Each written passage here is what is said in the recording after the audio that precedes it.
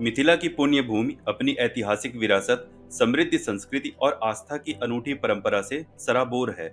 मिथिला के सर्वांगीण विकास के लिए नीतीश सरकार कई स्तर पर कार्य कर रही है। बेगूसराय में मोक्षदायिनी मां गंगा के तट पर स्थित सिमरिया धाम मिथिला के प्रवेश द्वार के रूप में प्रसिद्ध है। प्रतिवर्ष बड़ी संख्या में श्रद्धालु और संत यहाँ पहुँचते हैं, लेकिन बुनियादी सुविधाओं की कमी के कारण उन्हें परेशानियों का सामना करना पड़ता था।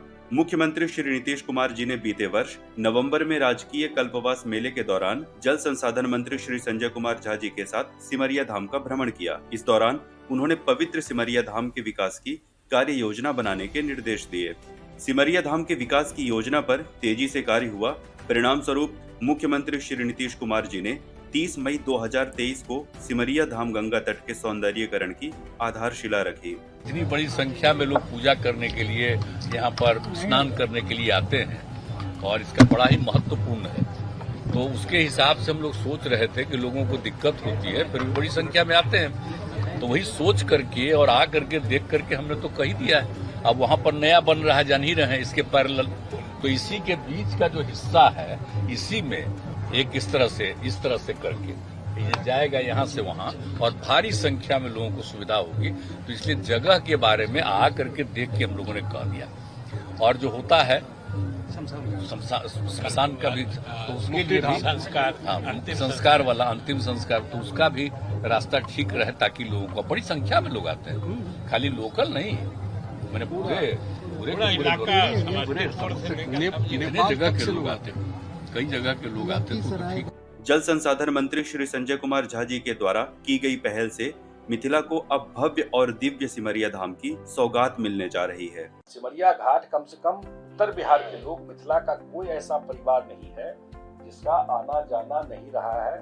गंगा जी से हम लोग के लिए हरिद्वार, बद्रीनाथ सब सिमरिया घाट, वहीं से गंगा जल लेके जाते हैं। जन्म मरण सब सिमरिया घाट। जैसे हरिद्वार कल गए हों, हर की पौड़ी देखे हों, उससे भी बेहतर अगले 1.5 साल में सिमरिया घाट में हम लोग बनाने जा रहे हैं। सिमरिया घाट है, उसमें पूरा घाट, नाम तो घाट है, घाट था ही नहीं, तो पूरा वहाँ 550 मीटर में लगभग आधा किलोमीटर से ज्यादा का घाट बन रहा है। आगामी 18 महीने में सिमरिया धाम गंगा तट को हरिद्वार के हर की पौड़ी की तर्ज पर विकसित किया जाएगा।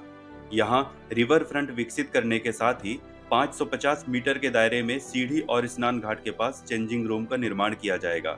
गंगा तट पर भव्य आरती के लिए स्टैंड के साथ कई अत्याधुनिक सुविधाओं का निर्माण भी किया जाएगा। जल संसाधन विभाग की इस शानदार परियोजना का सिमरिया धाम के संतों ने स्वागत किया है। नीतीश कुमार जी को आशीर्वाद देते हैं, मुख से भी मन ही मन, कि उनको गंगा मैया का आशीर्वाद, कामाख्या मैया के आशीर्वाद, काली मैया का आशीर्वाद और महात्मा संत साधुओं का आशीर्वाद हमेशा मिलते रहे। यथाशीघ्र इस परियोजना को पूरा करें, जिससे यह भारत के एक प्रधान पर्यटक स्थल बन सके और साधु संत का भी यहाँ आनंद हो सके और यहाँ के आम जनता को भी रोजी रोजगार फूल फल सके। सौभाग्य से हमारे वर्तमान सुशासक, उन्हीं के कर कमलों से 2017 में यहाँ के महाकुंभ का उद्घाटन भी हुआ। पुनः बहुत जल्द उनका सुहागमन होने वाला है और इसका सर्वांगीण विकास के लिए जो उनकी घोषणा थी, सीढ़ी का निर्माण, धर्मशाला का निर्माण, बस ठहराव के लिए स्टैंड का निर्माण और अन्य विकास का कार्यक्रम, यह तो यहाँ की जनता के लिए बहुत काफी प्रसन्नता की बात है। संत समाज भी काफी प्रसन्न है। बुनियादी सुविधाएं विकसित होने पर सिमरिया धाम का स्वरूप बदल जाएगा। स्नान पर्व और राजकीय कल्पवास मेले के दौरान यहाँ अधिक से अधिक संख्या में साधु संत और श्रद्धालु आस्था की डुबकी लगा सकेंगे। नीतीश सरकार के प्रयासों से आने वाले समय में पवित्र सिमरिया धाम धार्मिक पर्यटन का केंद्र बनेगा। साथ ही क्षेत्र के युवाओं को रोजगार के नए अवसर मिलेंगे।